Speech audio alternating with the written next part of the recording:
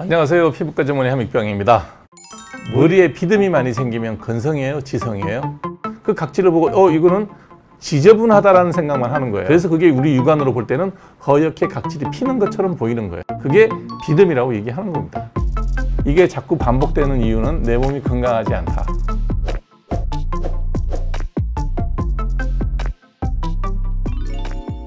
이제 오늘 여러분들하고 얘기할 건 뭐냐면 비듬에 대한 얘기를 좀 하겠습니다.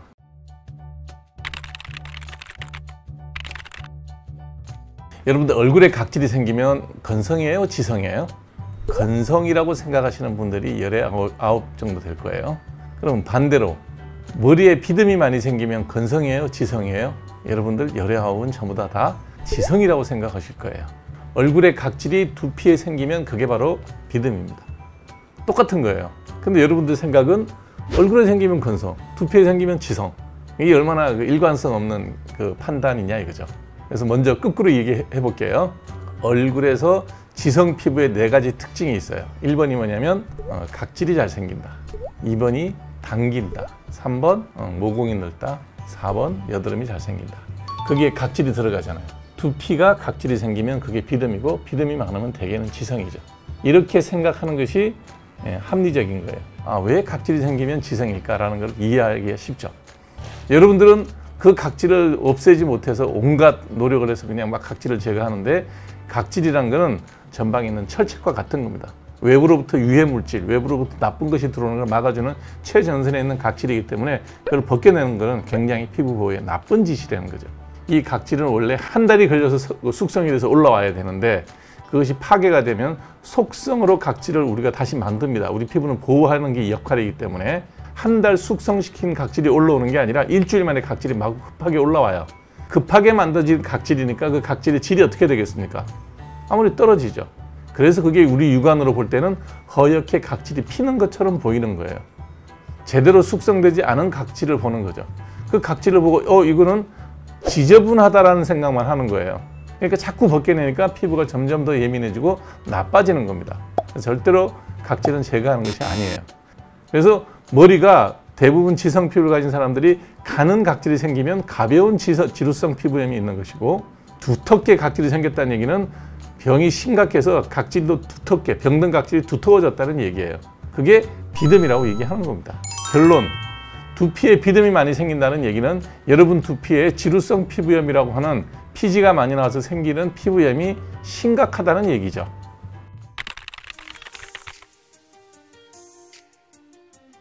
물론 이 피지가 많이 나온다고 무조건 다 비듬이 생기는 건 아니죠. 그 비듬으로 인해서 거기에 기생하는 여러 가지 곰팡이라든지 이런 것들이 있으면 염증이 더 심해지죠. 그것도 비듬을 악화시키는 요인 중에 하나지 그게 전부 다는 아니에요. 기본적으로 비듬이 많이 생기는 가장 큰 요인은 피지 분비량이 늘어나는 거예요. 피지 분비량이 늘어나는데 가장 큰 요인을 주는 건 1번 유전이에요. 유전적으로 피부가 지성인 사람이 제일 피지 분비가 많죠. 이걸 악화시키는 요인 두 번째 요인은 균이 아니고 스트레스예요. 비듬균이 아니라 피지 분비를 늘리는 스트레스와 수면 부족, 늦은 수면 시간 이런 것들 때문에 훨씬 더 많이 나빠져요.